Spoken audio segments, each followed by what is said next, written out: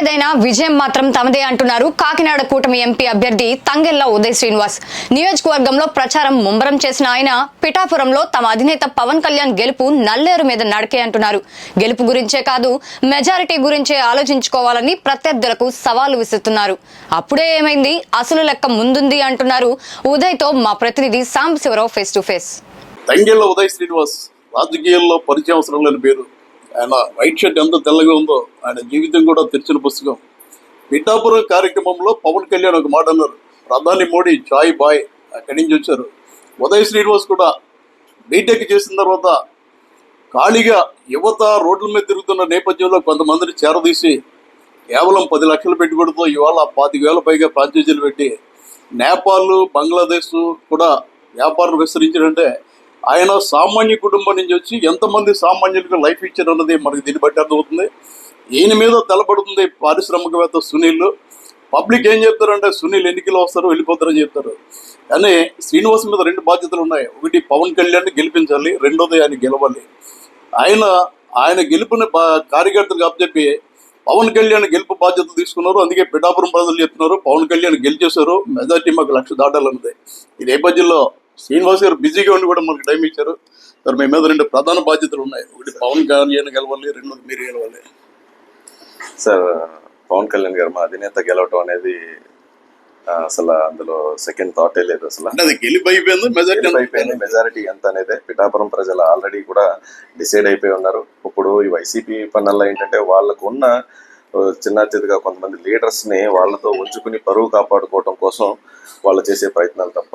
అలాగే సార్ వచ్చినప్పటి నుంచి మన అధినేత పవన్ కళ్యాణ్ గారు పిఠాపురం రూరల్ మొత్తం అంతా, ఉప్పాడ కొత్తపల్లి మండలం అంతా, పిఠాపురం టౌన్, గొల్లపురాలు మండలం అంతా కూడా ఆల్రెడీ మొత్తం పర్యటన కూడా అవగొట్టేశారు. వేలాది మంది ఆయన వచ్చి రోడ్డు మీదే వచ్చి కలవటం, ఆయన కూడా ఎస్సీ ఎస్టీ బ్యాటల్లోకి లోపలికి వెళ్ళటం, అండ్ ఇటుక పట్టీల్లోకి వెళ్ళటం, కొబ్బరి బండాలు చిరు వ్యాపారస్తుల దగ్గరికి వెళ్ళటం కానివ్వండి, ఆటోల్లో వెళ్ళటం కానివ్వండి, మొత్తం అందరూ కలిసి ఎంతో ఉత్సాహంగా ఉన్నారు. ఇలాంటి నిజాయితీపరుడైన వ్యక్తి పిఠాపురం రావటం అదృష్టం కింద భావించి ఆయన్ని 1,00,000 మెజారిటీతో గెలిపించుకోవాలని ప్రజలందరూ ఆసక్తిగా. సార్, పిఠాపురం ఆయనకి వచ్చే 100% నాకు కూడా వస్తుందని ఆశ. కాకినాడ రూరల్ లో కూడా 2 గాజు గ్లాసులు గురి కాకుండా 2 గాజు గ్లాసులు వస్తూ పంతొమ్మిది నానాజీ గారు, అలాగే మన పిల్లి సత్యనారాయణ గారు ఈ 175 నియోజకవర్గాల్లో అసలు నెంబర్ 1 పర్సన్ కింద చెప్పొచ్చు. ఎందుకంటే పొత్తుని అంత సక్రమంగా తీసుకెళ్తూ ఆయనే ఒక క్యాండిడేట్ లాగా ఉండి తీసుకెళ్లి పంతొమ్మిది నానాజీ గారిని కూడా పెట్టుకుని ఆయన కన్నా ఎక్కువ శ్రమ ఆయన పడుతూ దగ్గరుండి తీసుకెళ్తూ పంతొమ్మిది నానాజీ గారు కూడా దానికి దీటుగానే పక్కనే ఉంటూ మొత్తం. రాజకీయాల్లో సామెత చెప్తారు, అదృష్టం ఉన్నప్పుడు కలిసి వచ్చి గుడికి వస్తుందని. అలాగే మీకు అన్ని రకాలుగా కలిసి వస్తుంది. పార్టీకి దూరంగా ఉంటారన్న వర్మ కానీ పిల్లి సత్యబాబు దంపతులు కానీ మీకంటే స్పీడ్గా వాళ్ళు తిరుగుతున్నారు. రెండోది, ఉదయ్ శ్రీనివాస్ పనితీరు చూడాలంటే పవన్ కళ్యాణ్ సామాన్య ప్రజలతో కలిసిపోయి ఆటోలో కూడా ప్రయాణం చేశారు. అంటే అదృష్టం ఒకటే కలిసి రావటం కాదండి, కష్టం కూడా కలిసి వచ్చింది. అంటే నేను నా వైసీపీ ఎంపీ అభ్యర్థి అయితే మాత్రం 5 సంవత్సరాలకు ఒకసారి వచ్చి ఒక 4 రోజులు హాలిడే లాగా వచ్చి వెళ్ళిపోతాం తప్పితే ఇప్పటి వరకు ప్రజల్లో ఆయన ఎప్పుడూ ఉండింది లేదు.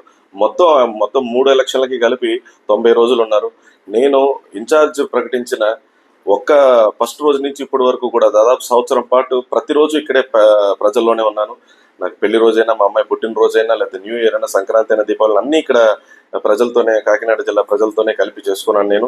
సో ప్రజలతో ఉండేది సార్, వాటికి కూడా దూరంగా ఉండి అన్నిటికీ దూరంగా ఉండి పబ్లిక్ తోనే దగ్గరగా ఉండి ఇక్కడ సమస్యలపైనే పోరాడుతూ ఆశా వర్కర్స్ కానివ్వండి, మత్స్యకారుల సమస్యల గురించి కానివ్వండి, లేకపోతే ఎంప్లాయీస్ యూనియన్ లో కానివ్వండి, లేకపోతే మున్సిపల్ వర్కర్స్ పోరాటంలో కానివ్వండి, రైతుల పోరాటంలో కానివ్వండి, అన్నిటిలోని కూడా ఉండి నేను ప్రజలతోనే ఉంటున్నాను. సో 100% కాకినాడ జిల్లా ప్రజలందరూ కూడా, పార్లమెంట్ ప్రజలందరూ కూడా నన్ను ఆదరించి పవన్ కళ్యాణ్ గారితో పాటు ఇంకా 1,00,000 మెజారిటీ ఎక్కువ ఇచ్చి, అలాగే మా అభ్యర్థులు తెలుగుదేశం అభ్యర్థులైన అందరినీ కూడా పెద్దాపురం, కాకినాడ టౌన్ అండ్ తుని, జగ్గంపేట, పత్తిపాడు కూడా హైయెస్ట్ మెజారిటీతో గెలిచాయన్నీ కూడా పార్లమెంట్ కి యాడ్ అయ్యి పిఠాపురంతో పాటు హైయెస్ట్ మెజారిటీ పార్లమెంట్ గా నిలవబోతుంది కాకినాడ పార్లమెంట్. సార్, మీకు కలిసి వచ్చే కాకినాడ పార్లమెంట్ పరిధిలో 2 సీట్లు మీరు బీసీలకు ఇచ్చారు. వైసీపీని చూస్తే 7 కూడా ఓసీ కోటలు గెలిపోయింది. బీసీల్లో కూడా ఒక బలమైన నమ్మకం ఉండి టీడీపీకి మద్దతు ఇస్తున్నారని చెప్పినారు. వాళ్ళు బీసీలని ఎప్పుడూ దగ్గరికి చేర్చలేదండి. ఎప్పుడూ వాళ్ళు బీసీలని, ఎస్సీలని, ఎస్టీలని, మైనార్టీలని దూరంగానే పెట్టారు. ఎందుకంటే బీసీలో 56 కార్పొరేషన్లు పెట్టి ఒక్క రూపాయి కూడా వేయకుండా వీళ్ళు చేసిన ఆ కార్పొరేషన్లు పెట్టి నిధులు మళ్లించడం వల్ల బీసీలకు వచ్చిన నష్టం 76,000 కోట్లు. అలాగే ఎస్సీ ఎస్టీలకి వాళ్ళు కార్పొరేషన్ పెట్టి అందులో నిధులు ఇవ్వకుండా దాన్ని బైపాస్ చేసి అంటే దారి మళ్లించడం వల్ల వచ్చిన నష్టం 26,000 కోట్లు. 27 సబ్ ప్లాన్స్ ని కూడా తీసేశారు. అలాగే బీసీలకి స్థానిక పదవుల్లో ఆల్మోస్ట్ 16,800 పోస్టుల్ని తగ్గించేసి ఎప్పుడు బీసీలకి, ఎస్సీ ఎస్టీలకి, మైనారిటీలకి ద్రోహమే చేసేది తప్ప ఏ రోజు జగన్ వాళ్ళ పక్కన లేడని అందరికీ తెలుసు. సార్ ఫైనల్గా సార్, ముద్రగడ పద్మనాభం కావచ్చు, వంగ గీత కావచ్చు, పవన్ కళ్యాణ్ గారిని టార్గెట్ చేసి మాట్లాడడం, ముఖ్యంగా ముద్రగడ పద్మనాభం అయితే పవన్ కళ్యాణ్కి మొలతాడు లేదని, దానికి ఆల్రెడీ మీ నానాజీ గారు దీటైన సమాధానం ఇచ్చారు, మీ ఇప్పి చూపిస్తాం మొలతాడు రా అని. ఇలాంటి వ్యాఖ్యలు ఎంతవరకు వెళ్ళదు సార్? వాళ్ళు అలా వ్యక్తిగతంగా టార్గెట్ చేయొచ్చా? సార్ అది నిజంగా మీరు చెప్పే వరకు కూడా తెలియదు ముద్రగడ గారు అలా అన్నారని. అసలు ఆయన ఎవరో ఈ మధ్యన అసలు పెద్దగా ఎవరో చూస్తలేదు, పర్టికులర్ వీడియోస్ కూడా ఎక్కడ ఉంటున్నాయో కూడా తెలియట్లేదు. ప్రజలంతా ఎలక్షన్ మోడ్ లో ఉన్నారు. పోటీ చేస్తే నేను ఆయన మీద పోటీ అయిన వ్యక్తి వెనక్కి తప్పుకునే పరిస్థితి వల్ల ఎవరైనా తప్పుకోవాల్సిందండి. వంగ గీత గారైనా తప్పుకోవాలి, ముద్రగడ పద్మనాభం గారైనా తప్పుకోవాలి, జగన్మోహన్ రెడ్డి అయినా ఇక్కడ పిఠాపురంలో పవన్ కళ్యాణ్ గారి మీద పోటీ తప్పుకోవాల్సింది.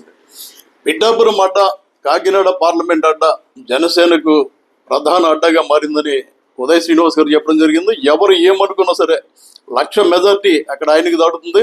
అదే మెజార్టీ నాకు వస్తాయి కాబట్టి నా మెజార్టీ కూడా 2 లక్షలు దాటుతుంది. మేము సామాన్య ప్రజలం, పారిశ్రామికవేత్తలు కోట్ల రూపాయలు పంపిణీ చేసే ఈ స్థాయి మాది కాదు. సామాన్య ప్రజల్లో కలిసిపోవడం, వారి సమస్యలు తెలుసుకోవడం, పరిష్కరించడం ప్రధానంగా పనిచేస్తున్నాం. ఇదే మా ఎన్నికల ఎజెండా. మాకు ఎలాంటి ఆరోపణలు కానీ లేదంటే మమ్మల్ని నిలదీసి ప్రశ్నించే హక్కు కూడా ప్రతిపక్షాలకు లేదు. అంత ఓపెన్గా ఉన్నామని శ్రీనివాస్ చెప్పడం జరిగింది. Back to studio.